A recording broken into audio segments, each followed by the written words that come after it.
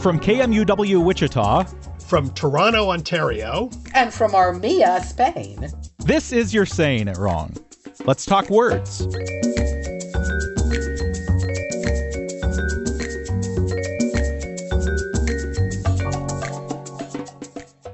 We're going to get back into what we were doing last week. Can you catch us up and just tell us where these words came from? We were doing a list of about 20 words that were far too difficult for me, but can you remind us where the words came from in the first place? John McPhee, the writer, has or had, I don't know if he's currently teaching the Princeton course, and he would give this really rigorous exam. He called it, it's in quotes, the final exam. And in it was the umble words we talked about a few weeks ago. How many words end with umble? And then he had a list of 20 of the most, which he thought were the killer words to spell. Mm-hmm. So his students had to pass this. And I was batting about 500, I think, which would be great for baseball, but not so great for a spelling bee. Although apparently we Kathy and I have really tried to find this, but we can't find the grade on the final exam of the students. From what we read, Fletcher, do not be upset. You were well within the upper 10th of a percentile, I think, probably in spelling, and certainly you're in the upper half of Princeton's class. So wow, you're not failing. I don't know, Ross. Let's not be so glowing. Fletcher is an I'm Ivy the toughie League here. He's staying Ivy.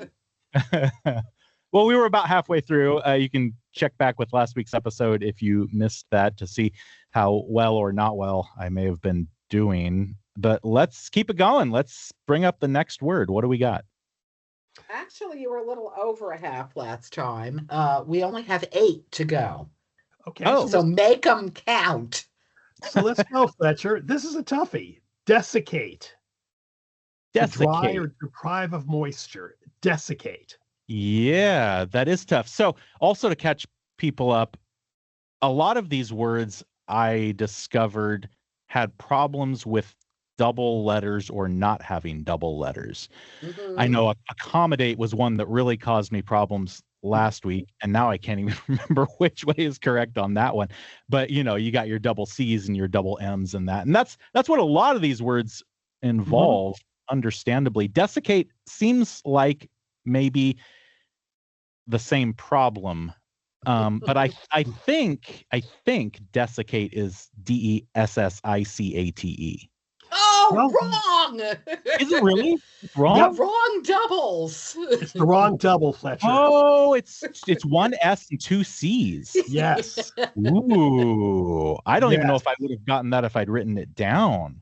Oh my goodness. No. This is a case when it might have been good, Fletcher, to have studied Latin. Ross is cheerfully. I have to say, I really, in many ways, for spelling, I really hate the Romans. I mean, they really blew a lot of things up for us. The key thing here, if you want to hear the etymology of it, siccare is to dry. SICCARE. And then day is, there are a lot of prefixes in Latin, and day can mean a lot of things. In this case, it means thoroughly. So you tack on DE to the SICCARE.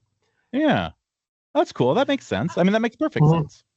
Ross, I'm sorry, and this is not intended as a snotty little sister, even if it comes off that way. Well, Kathy, it always comes up. The truth. Yeah. I'm just curious because you do know your Latin and you always do this, but you're not as good a speller as I am, nor actually as Fletcher is. So, this is a real problem for me. I know the theories behind these things, but Kathy is right. I got really depressed too, because I mean, every language I speak. I went to the Foreign Service. I studied Arabic in the Foreign Service. I did great on spoken and reading, and I was a disaster on spelling Arabic.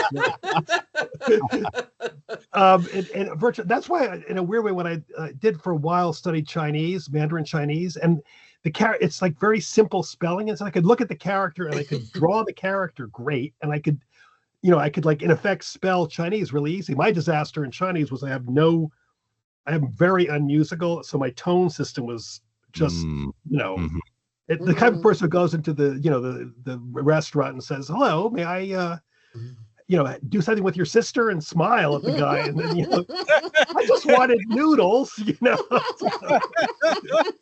So, but you're right. There's so many ways we can go with that, Ross, but you won't. I wanted noodles. Let's go with that. Which sounds very titillating. The word is titillate. Titillate. Okay, so again, double letters. Do we have 2 T's? Do we have 2 L's? Well, we've obviously got more than 2 T's if we take the whole word into account. But I think, and clearly desiccate was a disaster, but titillate, I think, is TITILLATE.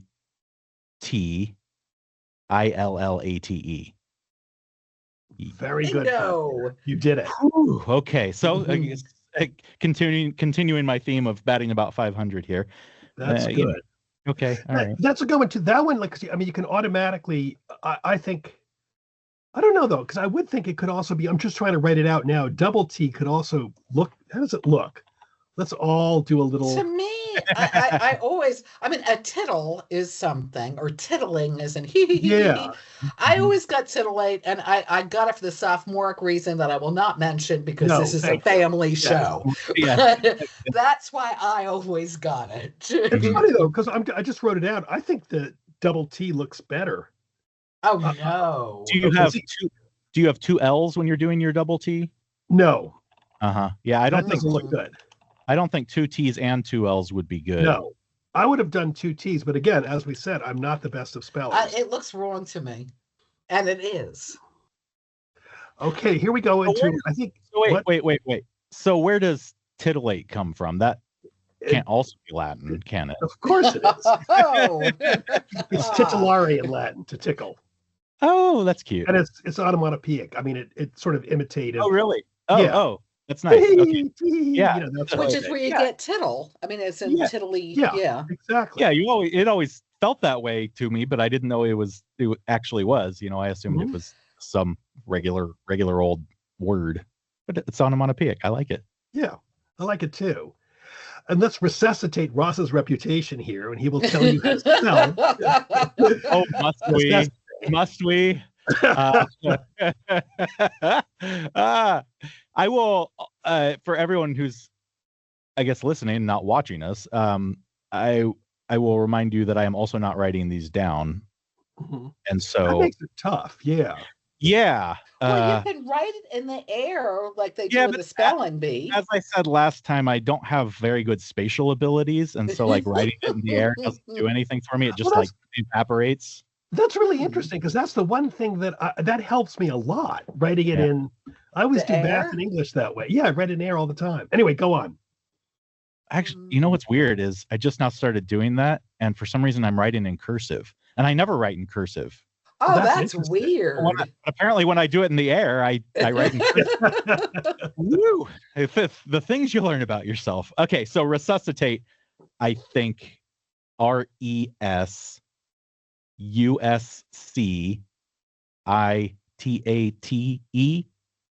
Did I get all those? Yeah, you got it. Good. See. So the thing there is SUSC, basically, right? Yes. Yeah. Which is tricky. Yeah, the common misspellings is the common misspellings is. You're really well done, PP. We're spelling today. We're not worried about You're right. That's okay. People usually or often drop either the S or the C in the tate part. Oh, okay. Yeah. That's really common. Yeah, I can see that. Yeah, there's a reason for that in Latin if you guys want to know it, but you may not want to. Latin, Latin again. The resuscitate has the prefix re, which is again, again. And then it joins that to suscitare, which is to raise or to revive. And that has another prefix to it, sub or sub, up from or under. And then kitare, which is to summon. So the sub bumps into the kitare. And then that B now kind of whizzes over and becomes an S. Uh-huh. than the V. So, I hate that. I hate Yeah. that in Latin. and that's the real problem with a lot of Latin. A lot of Latin sort of aligns for words together, and they kind of swoosh together, and the spelling changes. Okay, so we've got basically re plus sub plus satare. Katari, right? Mm-hmm. To summon. Wow. So again, summon up from under, or which Okay. makes sense. Yeah, Which is bring back. Yeah. Yeah. Okay, this is one that I constantly, I must admit, have issues with. We'll see if Fletcher does. The word is rococo. I agree with you, Kathy. This one kills me all the time. Yeah. I always get this wrong. Well, C's in general know. disturb me. You know? Yeah, we were writing a thing on like art at one point, and I Baroque was fine, and then Rococo, I was a disaster. No, I know. I don't really care for the style anyway, so I don't either. It's too worky for me. I agree. Rococo and John Milton out. Sorry. I think Rococo is just quite simple in that it's just ROCOCO. You're You right. got it. Yeah. Tell us though, maybe for people who aren't in the art world, where the name comes from and also what that style is. It's like a lot, right? Mm-hmm. Yeah. It's a more is more, if you will, kind of decorative It's sort of style. like Baroque. It's Baroque on steroids, really. Yeah, right. Well it's put, Baroque. Ross. Well put. Rococo. It's like when we went to Versailles. That was just like, don't get me started. Ugh. Very, very annoying. It's almost. I mean, it's ornate. It used to just be ornate or florid, but it became tastelessly so. I mean, often like used nowadays. I mean, it was not a negative initially, but one thing though, and I want to ask Ross about this, is according to the OED, they said that the Rococo it was apparently humorous. It was like a tongue-in-cheek. Is that? That's what I had thought too. I was thinking of actually doing a little bit more research on that, but it is supposedly from the French, hokai, which is shell work or pebble work, and from the Latin, of course, vulgar Latin, old modern Latin in effect, from the medieval times, roca, stone, and I think it really was. And I actually am curious. They said it's from the excessive use of shell designs in this style, I guess from places like Versailles, which I thought was just horrible. I agree with you, Kath. I couldn't. I like the garden, but I could not take. I even had problems. There. The garden actually gave me problems because I really got tired of thinking about Marie Antoinette like being in her little milkmaid costume. I'm sorry. I was like starting to sing the Marseillaise a lot while walking around. But I do think it was actually to some degree seen as like it's sort of in effect vulgar in that sense. It's overdone, it's over lavish. Undoubtedly, we have some art historians who listen to us, so maybe they can let us know more specifically. They can, yes, of course they can. It makes everybody feel good, right? But you can let us know a little more specifically about what we're getting wrong or how all of this developed.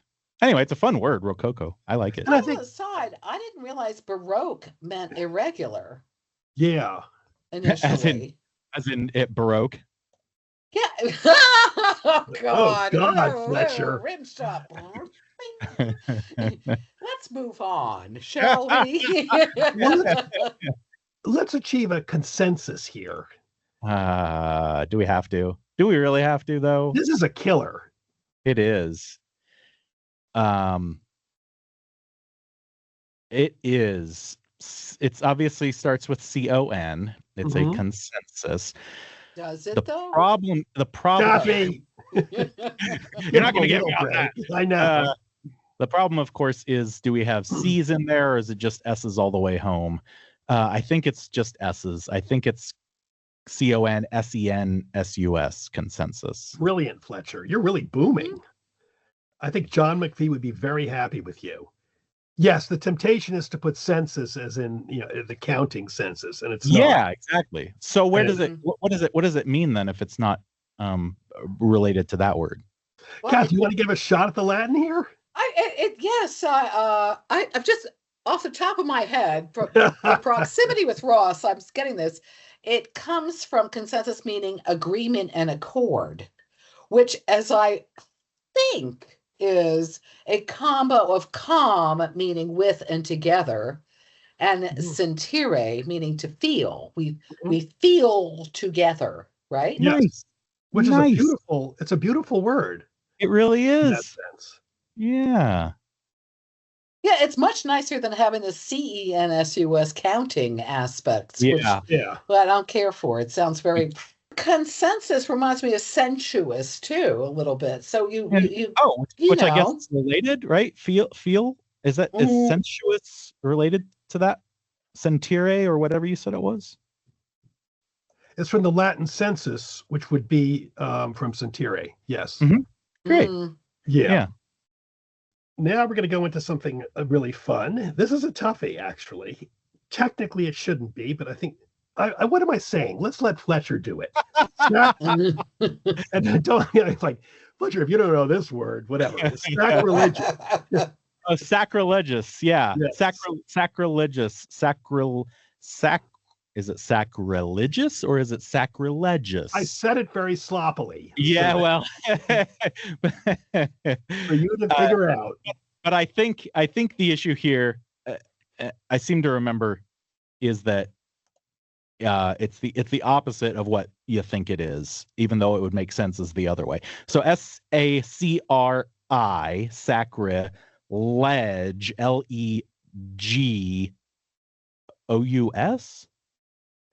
IOUS, sacrilegious. You got it. We were so close to having you lose. I know. I was all happy. One thing that's interesting. I mean, it's now that we're almost done, we can say it's interesting.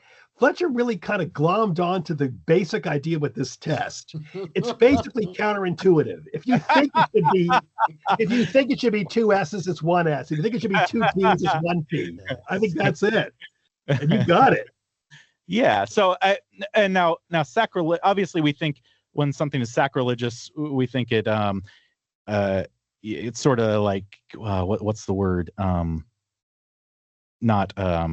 It's irreverent almost. Like it's not respectful of a religious thing, right? But that word religion is not in there. No, very good, Fletcher. No, there's another word in there. And that's really sort of interesting because can you guess the original meaning of the word in good old Latin? Here we go again. Sacrilege. Well, if it's ledge, maybe it's like the law. It's actually from legere, to take, to pick up, to gather. And you're taking things that are sacred. You're basically stealing sacred things is the original sort of term. It would be temple robbery originally. Oh, wow. Okay. All right. So, I mean, you can very definitely see the through line, why it means what it means now. Interesting. Okay. Okay, we have... Oh boy. Okay, we have one here. We forgot to put it on. And Kathy just rushed in a statement. Like, quick, go. Wait a minute. Okay. In air quotes, we forgot to put it on. I know. I actually blame you, Fletcher. Okay, but there's no problem. We're ready to go. And the word is actually one that we've heard fairly recently, quite often, inoculate. Oh, okay. Inoculate. This one, I'm going to interject. I don't quite get why this one is on this test. Well, let's see if Fletcher spells it, and then we can discuss. Right. Okay. I can make up reasons it might be on. I think it's just INOCULATE. I agree. Yes. I mean, I agree, but you're right. Maybe. I mean, people are used to like occupy or occupation or the double C possibly, like related to the eye or something. Yeah, that would make sense.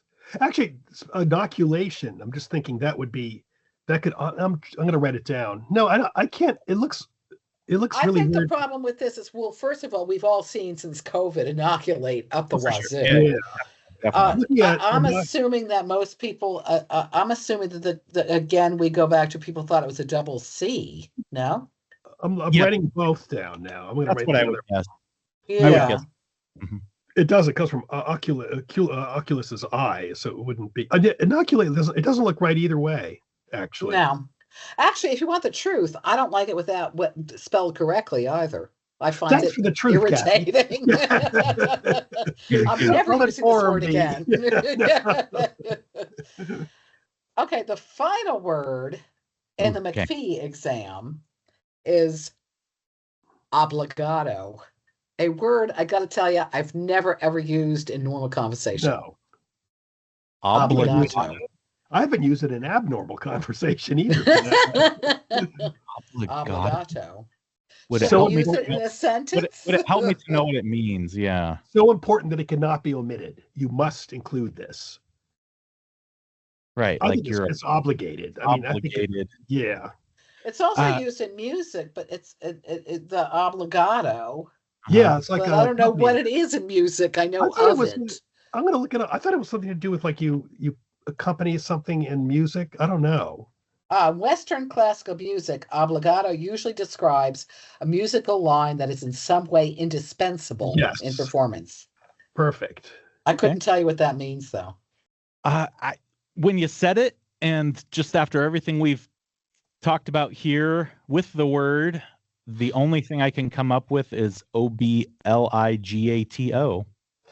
Close, but no cigar. What did I say earlier? When you think it should be doubled, it shouldn't be. When you don't think it should be doubled, it should be. There's a double letter in there? Yep. Take a guess now. We're going to give you Obligato. We'll Yeah, pronounce we'll it give you again. a half a point. Obligato. You get it. None of that seems right to me. Is it two T's? It's two Guess- G's? Guess No. again. Keep going. It's It's two two O's. No, sorry. Obligato. Yeah. two B's? Yes. What? Yep. Wow. I wonder if I've ever seen that word written in my life. It And looks I ugly. used to play music. It looks really ugly to me. The two B's look really. It basically comes from the Italian. Obligato. But which isn't comes- it sort of pseudo-Italian? Or I is don't this think so. am I thinking of another one that was? I think you're thinking of another one because it's definitely Italian. Oh yeah, no, it's yeah.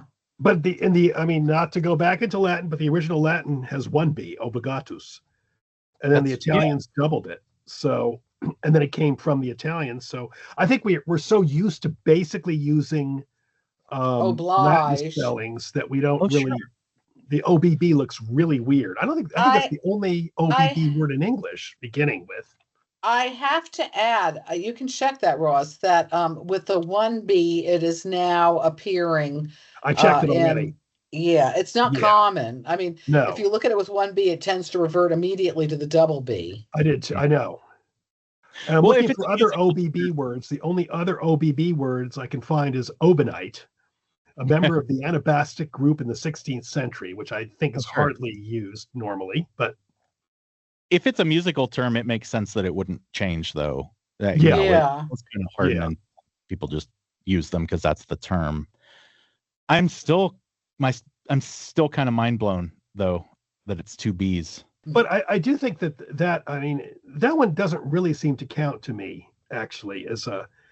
You don't really. I can't ever see really using obligato particularly. But it's a word that you should know how to spell if you want to be an educated person. Say that's right. Apparently, but the OBB is very common in Italian. So I think I didn't realize I don't know. Obey, for example, is obedire, I think, or I don't know how to pronounce the Italian that well, but that OBB is a common sound. Have we finished the list? Yes. That is the official list. Okay, so the list And of you 20 words, I think I got 12. No, you did a little better, Leslie. You got 13. I think that's really good, Fletcher. That's 13, really good. It's 13 really out good. of 20. It's Out of 20. It's not bad. It's very passed good. the course. Thank you very much. So what is okay. 13 So out of now, 20, hold up, that's like a 65. Yeah, that's great. But if we're grading on a curve, right? Yeah. Yeah, Fletcher's quick to go with that. I got a 65. What did you get? Oh, you were that kind of kid, were you?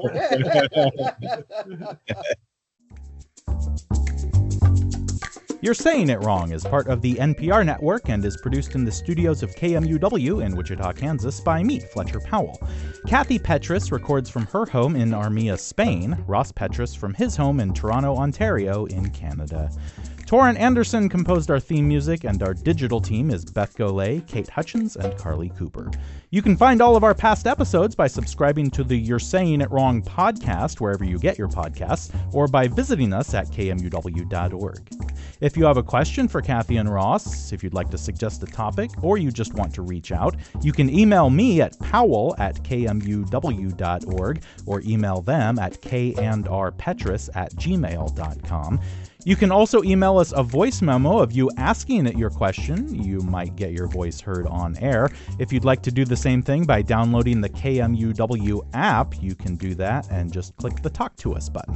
You can find all of Kathy and Ross's books pretty much anywhere you get books, and a handful of them are also available on audiobook, read by the authors themselves. Thanks for joining us. We'll be back next week.